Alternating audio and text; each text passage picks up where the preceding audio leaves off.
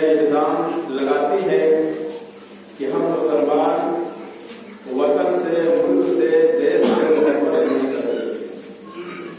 تو آج میں قرآن و حدیث کے حوالے سے اور مذہب اسلام کے حوالے سے کچھ باتیں کم سے کم اپنے مسلمانوں کے حوالے کرنا چاہتا ہوں، تاکہ کم سے کم ان کے اندر یہ بات پیوست ہو جائے کہ ہاں ہمارا مذہب بھی وطن سے محبت کرنے کے بارے میں کیا پیغام دیتا ہے۔ پہلی بات تو ہمیں یہی نہیں معلوم کہ ہمارا مذہب وطن سے محبت کے بارے میں کچھ کہتا ہے یا نہیں کہتا، کیونکہ آنے والے منگل کو یعنی 26 تاریخ کو 26 جنوری ہوگی، تو اسکول وغیرہ تو بند ہے، ورنہ الحمدللہ ہم لوگ بہت سارے اسکول میں جہاں رہتے ہیں آتے جاتے رہتے ہیں، اور اسلام کے تعلق سے وطن سے محبت کا کیا مزاج ہے، کیا ذہن ہے، ہم لوگ اسکولی بچوں کے اندر ان کے ذہنوں کے اندر یہ بات منتقل کرتے ہیں، ٹرانسفر کرتے ہیں، جس سے سننے والوں کو اور پڑھنے والوں کو ایک ذہن ملتا ہے کہ ہاں وطن سے محبت مذہب اسلام میں داخل ہے۔ تو بہرحال آج اسی لیے میں نے مناسب اور ضروری سمجھا کہ چونکہ آنے والی 26 تاریخ کو یعنی منگل کو اسکول وغیرہ تو بند ہے، ورنہ اسی تعلق سے پروگرام ہو جاتا تھا، بیان بھی ہو جاتا تھا، تو آج میں نے دماغ میں یہ موضوع رکھنا مناسب سمجھا تاکہ کم سے کم جو ہمارے مسلمان نہیں جانتے ہیں آج وہ بھی جانے کہ ہمارا مذہب کتنا وسیع مذہب ہے اور کتنا پھیلا ہوا مذہب ہے۔ میں اکثر کہتا رہتا ہوں کہ ہم اور آپ نے مذہب اسلام کو سمیٹ دیا ہے، روزہ، نماز، حج، زکوٰۃ، صدقہ، خیرات، اس کے اوپر ہم کبھی اپنا مزاج نہیں بناتے، اپنا ذہن نہیں بناتے کہ ہاں اس سے اوپر بھی ہمارا مذہب ہے۔ یہ تو بنیادی چیزیں ہیں، ارکان اسلام ہے، روزہ، نماز، حج، زکوٰۃ، صدقہ، خیرات، لیکن کیا اتنا موٹا جو قرآن 30 پاروں میں لکھا ہوا ہے، کیا پورے 30 پارے میں صرف یہی احکام ہے یا روزہ نماز کے بارے میں ہے، باقی اور کیا بیان ہے اس کے اندر؟ تو ظاہر سی بات ہے، اتنا موٹا قرآن ہے تو ظاہر سی بات اس میں بہت سارے احکامات ہمیں ملیں گے، بہت سارے پیغام ہم کو ملیں گے جو ہمارے سماج سے تعلق رکھتے ہیں، ہمارے دین سے تعلق رکھتے ہیں، ہمارے کاروبار سے تعلق رکھتے ہیں اور ہمارے وطن سے تعلق رکھتے ہیں۔ بہت ساری آیت کریمہ آپ کو اس بات کا بھی ذہن دیتی ہے کہ سائنس کیا چیز ہے، تو یہ سب بحث کرنے کا آج موضوع نہیں ہے، لیکن میں بار بار یہ بیان ہر جگہ کرتا رہتا ہوں کہ ہم نے جو مذہب اسلام کو سمیٹ دیا ہے، محدود کر دیا ہے یہ 5 چیزوں کے اندر، یہ ہماری وہ مقری ہے، ہماری اسلام سے جڑی ہے۔ مذہب اسلام بہرحال ایک سچا اور اتنا پھیلا ہوا مذہب ہے جس کو آج پوری دنیا ماننے پر مجبور ہے، آج مانے کل مانے دیر سے مانے، لیکن ہر کوئی اسلام کے بارے میں جب پڑھتا ہے تو بے ساختہ پکار ہوتا ہے اور مذہب اسلام کو حق ماننے پر مجبور ہے۔ تو 26 جنوری جو آنے والی تاریخ ہے یہ بہت اہم تاریخ ہے۔ بہت سارے مسلمان جو خود پڑھتے ہیں یا جن کے بچے اسکولوں میں داخلہ لے بھی رہے ہیں، پڑھ بھی رہے ہیں، ان کو بھی شاید بہت ڈیٹیل سے یا بہت تفصیل سے معلوم نہ ہو کہ 26 جنوری کو کیا ہوا، 15 اگست کو کیا ہوا۔ تو بہرحال 26 جنوری یہ جو تاریخ ہے یہ ہمارے دیش کے لیے، ہمارے وطن کے لیے بہت اہمیت کی تاریخ ہے۔ 1947 کو ہمارا دیش انگریزوں کی غلامی اور ان کی حکومت سے، ان کے ظلم و جبر سے آزاد ہوا، اور اس کے بعد 1950 میں 26 جنوری کے دن جو ہمارے بھارت، ہمارے ہندوستان کا سنویدھان ہے، جو دیش کے احکامات ہوتے ہیں، نافذ کیا گیا، قانون لاگو کیا گیا۔ تو یہ 26 جنوری کا دن تھا جس دن ہمارے دیش کا سنویدھان بنا اور نافذ کیا گیا، لاگو کیا گیا۔ لیکن سوال چونکہ یہاں پہ یہ پیدا ہوتا ہے کہ آج ہم مسلمان دیش سے وفا نہیں کرتے ہیں، دیش سے وفاداری کا ثبوت نہیں دیتے ہیں، جس کی بنیاد پر غیر قومیں ہمیں تانا بھی دیتی ہیں، الزام تراشی بھی کرتے ہیں، اور وہ اپنے حساب سے کوئی غلط کام نہیں کرتے ہیں، صحیح کرتے ہیں۔ چونکہ ہمیں پتہ ہی نہیں ہے، آئیے ہم قرآن اور آقا کی حدیث کے حوالے سے دیکھیں کہ مذہب اسلام इतना प्यारा मज़हब है तो हमें देश के ताल्लुक से कोई पैगाम देता है कि नहीं देता। तो अहले अरब का बहुत मशहूर मक़ूला है, हुब्बुल वतन मिनल ईमान, यानी वतन से मोहब्बत करना, अपने मुल्क से मोहब्बत करना ये ईमान का हिस्सा है, ईमान का जुज़ है। बात समझ में आ रही है? हुब्बुल वतन मिनल ईमान। हम और आप अभी तक यही समझते हैं कि ईमान क्या है, कलमा पढ़ लेना, अल्लाह और उसके रसूल को मान लेना। नहीं, ये सब तो बुनियादी चीज है, इसके बगैर तो आपका ईमान मुकम्मल नहीं हो सकता। लेकिन ईमान एक बहुत बड़ी चीज है, एक बहुत फैली हुई चीज है। ईमान में हर वो चीज दाखिल है जिससे इंसान की इंसानियत उजागर हो और मोहब्बत का पैगाम मिले। क्या आपने नहीं पढ़ा कि मुसलमान वो है जिसके हाथ से और जुबान से मुसलमान को तकलीफ ना हो? अब आप कहते होंगे ये मुसलमान कैसे हो गया? क्या नमाज पढ़ने वाला मुसलमान नहीं? क्या रोजा ज़कात देने वाला मुसलमान नहीं? बिल्कुल मुसलमान है। ये इस्लाम की बुनियादी चीजें हैं। लेकिन मेरे आका ने अलग से ये भी बता दिया कि मुसलमान वो भी है कि जिसके हाथ से और जबान से मुसलमान को तकलीफ ना हो। तो क्या आप इसको खारिज कर देंगे? नहीं। तो मुसलमान या ईमान या मजहब इस्लाम कोई एक माने पर इसका दारो मदार नहीं है, इसकी बुनियाद तंग नहीं है, बल्कि इतनी फैली हुई है कि हम जितना इसको फैलाना चाहें उतनी ये फैलती हुई नजर आती है। तो हुब्बुल वतन मिनल ईमान, वतन से मोहब्बत करना, अपने देश अपने मुल्क से मोहब्बत करना ये ईमान का हिस्सा है, यानी ईमान का तकाज़ा है। अब हमें समझ लेना चाहिए कि अगर हम देश से मोहब्बत नहीं करते हैं तो हम ईमान के किसी हिस्से को छोड़ रहे हैं, नामुकम्मल कर रहे हैं। तो हमारे आका अलैहिस्सलातु वस्सलाम ने अपने उम्मतियों को, अपने मानने वालों को एक पैगाम दे दिया कि हम कहीं पर भी पैदा हों, चाहे जिस मुल्क में हम रहने और बसने वाले हों, बहरहाल वो मुल्क हमारा है, हम वहाँ के रहने और बसने वाले हैं, परवरदा हैं, हमने वहाँ जन्म लिया है, हमारी पैदाइश हुई है। अब वो मुल्क कैसा भी हो, आंधियां आए, तूफान आए, मुश्किलात आए, खुशहाली आए, ये तो हवादिस है, ये तो हर मुल्क पर, हर इंसान पर, सबकी जिंदगी पर आता रहता है। लेकिन बहरहाल हमारा मुल्क हिंदुस्तान है, हम इससे मोहब्बत करें, इससे प्रेम करें। बात समझ में आ रही है?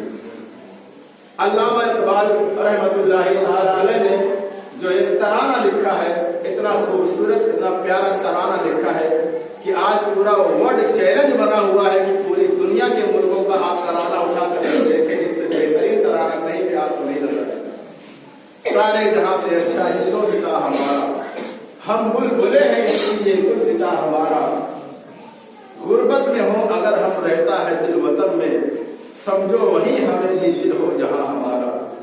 आप एक एक शेर पर आप गौर करें तो अल्लामा इकबाल ने कितने बेहतरीन अंदाज में वतन की मोहब्बत को हमारे अंदर पैदा कर दिया है। आप और आगे बढ़े तो अल्लामा इकबाल कहते हैं यूनान और मिस्र रोमा सब मिट गए जहां से। यहाँ की तारीफ आप पढ़ें, बगदाद में क्या हुआ, ईरान में क्या हुआ, यूनान में क्या हुआ, मुसलमानों के ऊपर कम से कम नहीं ढाए गए, बहुत ज्यादा जुल्म ढाए गए। और ये जब से दुनिया बनी है ये कार्यक्रम तब से शुरू है और क़यामत तक चलता रहेगा। लेकिन हर कोई अपने आप में मिट गया, खत्म हो गया, कुछ जवाल पे हो गए, कुछ भी तरक्की कर रहे हैं। यूनान और मिस्र रोमा सब मिट गए जहां से, अब तक मगर है बाकी नामो निशा हमारा, अब तक मगर है बाकी नामो निशा हमारा। और आखिरी में उन्होंने बहुत प्यारी बात कही है, इकबाल कोई महरम, महरम के माने बहुत करीबी इंसान जो आपके भेद को, आपके राज को जानता है, जिससे हम बहुत सारी बातें शेयर करते हैं, चाहे वो किसी चीज से भी ताल्लुक रखती हो। तो महरम के माने राजदार, यानी राज जानने वाला। इकबाल कोई महरम अपना नहीं जहां में, मालूम क्या किसी को दर्द नेहा हमारा। यानी हम किस जुल्म में जी रहे हैं, हम किस दौर में जी रहे हैं, ये शायद आपको अंदाजा नहीं है। ये एक दर्द नेहा है, ये एक पोशीदा दर्द है जो हम दिखा नहीं सकते हैं। तो आज कहने का मतलब यही है मेरे सुन्नी मुसलमानों कि आज जब भी देश की कोई ऐसी बात आए तो देश से मोहब्बत करना, देश के नाम पे जान देना, ये हमारे पैगंबर आज़म ने हमें तालीम फरमाया है। हमारे पैगंबर ने इसके बारे में हमें उबारा है। आपको वाक़यात की रोशनी में मैं ले चलूं। हमारे आका अलैहिस्सलातु वस्सलाम जब मक्का की जिंदगी गुजारते हैं, वहाँ के काफिर, वहाँ के मुशरिकीन आपको परेशान करते हैं, तो अल्लाह की तरफ से हुक्म होता है कि मोहम्मद आप हिजरत कर जाओ, यानी यहाँ से कूच कर जाओ और मदीना की तरफ चले जाओ। जब मेरे आका अलैहिस्सलातु वस्सलाम ने अपना रखते सफर बांधा, अपना सामान हिजरत तैयार कर लिया, कुछ सहाबा को ले लिया, और उसके बाद जब मक्का की वादी से आप निकलते हैं तो बिल्कुल बॉर्डर पे खड़े होकर खाने काबा की जानिब आप मुंह करते हैं और खिताब करते हैं कि ऐ मक्का शहर, मैं तुझसे कह रहा हूँ, अगर यहाँ के लोग मुझे ना सताते, अगर यहाँ के लोग मेरे ऊपर जुल्म का पहाड़ ना तोड़ते, अगर यहाँ के लोग मुझे भागने पर मजबूर ना करते, तो मैं तुमसे मोहब्बत करता हूँ, तुम्हारी गलियों से मोहब्बत करता हूँ। ऐ मक्का शहर, मैं तुमसे मोहब्बत करता हूँ, लेकिन चूंकि मैं मजबूर हूँ, हालात से मजबूर हूँ, यहाँ के लोग मुझे सता रहे हैं, लेकिन मैं तुमसे बहरहाल मोहब्बत करता हूँ, लेकिन सताने की बुनियाद पर मेरी चूंकि यहाँ पे रहाइश नामुमकिन हो गई है, अब मैं यहाँ से हिजरत करके मदीना की तरफ रवाना हो गया। ये मोहब्बत की झलकियां हैं। मक्का शहर, कोई भी शहर हो, हम उससे मोहब्बत करने वाले बने, देश से मोहब्बत करने वाले बने, अपने मोहल्ले से मोहब्बत करने वाले बने। जब इंसान किसी चीज से मोहब्बत करता है तो उसको तकलीफ से बचाता है, आफतों से बचाता है, दुश्मनों से बचाता है, हवादिसात से बचाता है। और जब मोहब्बत नहीं करता है तो इंसान के लिए कहता है यार मुझसे क्या मतलब, वो तो मेरा दुश्मन है, वो तो पराया है, वो तो गैर है, उसके ऊपर तूफान है, मुझसे क्या मतलब। लेकिन मोहब्बत का पैगाम देके मेरे मुस्तफा करीम ने ये इरशाद फरमा दिया, जब तुम देश से मोहब्बत करोगे, अपने शहर से मोहब्बत करोगे, अपनी गलियों और कूचों मोहल्लों से मोहब्बत करोगे, तो उसके ऊपर आंच नहीं आने दोगे, उसके ऊपर मुसीबत नहीं आने दोगे, उसको दुश्मनों से आप बचाते फिरोगे। तो हमारे मुस्तफा जाने रहमत जो सरापा हमारे लिए आइडियल है, जो सरापा हमारे लिए नमूने अमल है, वो पैगंबर आजम वतन से मोहब्बत के लिए हमें एक वाकया बता रहा है। आप और आगे बढ़े, जब मदीना मुनव्वरा में आप चले जाते हैं, मदीने मुनव्वरा में आप आबाद हो जाते हैं, वहीं रहने लगते हैं। जब भी कहीं जंग के मौके पे आप बाहर जाते, महीनों के बाद, 2-3 महीनों के बाद जब आप वहां से वापस आते थे, तो जैसे ही मदीना शहर करीब होता था, आपके चेहरे खिल उठते थे, आप मुस्कुराने लगते थे। साहबा पूछते, या रसूल अल्लाह, हम जंग से वापस आ रहे हैं, हमारा शहर करीब है, लेकिन जब भी आप जंग से वापस आते हैं, जैसे ही शहर मदीना करीब होने लगता है, आप मुस्कुराने लगते हैं, आपके लम्हाए मुबारक जुम्बिश में आ जाते हैं। इसकी वजह क्या है? तो आका अलैहिस्सलातु वस्सलाम इरशाद फरमाते, ऐ मेरे सहाबा, ये मदीना शहर है जहाँ हम लोग रहते हैं, इसने हमें रहने के लिए आबादियां दी हैं, हमें जमीन दी है, मैं अपने शहर से मोहब्बत करता हूँ। यही वजह है कि जब भी मैं सफर से वापस आता हूँ, खा वो कहीं का भी सफर हो, जैसे ही मेरा मदीना, मेरा शहर मुझसे करीब होने लगता है, मेरे अंदर की खुशी जाग जाती है, मैं खुश हो जाता हूँ कि अब मेरी जमीन आने वाली है, मेरा शहर आने वाला है, मेरी गली कूचे आने वाले हैं। ऐ मेरे उम्मतियों, ऐ मेरे मोहम्मद रसूलुल्लाह के मानने वालों, आप ये बताओ कि ये तमाम वाक़यात से मेरे पैगंबर आज़म ने हमें और आपको क्या पैगाम दिया है कि जब भी अपने वतन आओ, जब भी अपने शहर आओ, जब भी अपने मोहल्ले में आओ, उससे मोहब्बत का इजहार होना चाहिए, उससे प्रेम का इजहार करना चाहिए। हुब्बुल वतन मिनल ईमान, वतन से मोहब्बत करना ईमान का हिस्सा है। आज इसी बात का तारा गैर हमको दे रहे हैं, और उसके बावजूद हमको पता भी नहीं है कि हमारा मजहब हमें कभी इस बात का पैगाम देता भी है कि नहीं देता है। मैंने शायद कभी कहा है कि वो मजहब जिसमें किसी भी मामले की रहनुमाई ना हो, वो मजहब अधूरा है। हमारी पैदाइश से लेकर मौत तक जितने भी इंसान के ऊपर हालात आते हैं, किसी भी तरीके के हो, किसी भी ताल्लुक से हो, अगर वो मजहब उसकी रहनुमाई नहीं करता है तो वो मजहब नहीं है, वो मजहब अधूरा है, नामुकम्मल है। हम खुश नसीब हैं कि मजहब इस्लाम जैसा हमें मजहब मिला है कि इंसान की पैदाइश से लेकर उसकी वफात तक, चाहे तिजारत का मामला हो, चाहे खेती बाड़ी का मामला हो, चाहे देश का मामला हो, चाहे इबादत का मामला हो, चाहे कुर्बानी का मामला हो, चाहे समाज का मामला हो, चाहे कोई भी मामला हो, आपको कुरान और हदीस से हट करके आपको कभी कुछ नहीं करना पड़ेगा। हर मामला हदीस के अंदर मौजूद है, हर मामला कुरान में मौजूद है। اور ہر معاملے کی مکمل رہنمائی ہمارے آقا کی زندگی میں آپ کو دیکھنے کو مل جائے گا۔ تو آج میرا موضوع سخن یہی ہے کہ ہم دیش سے محبت کرنے والے ہیں۔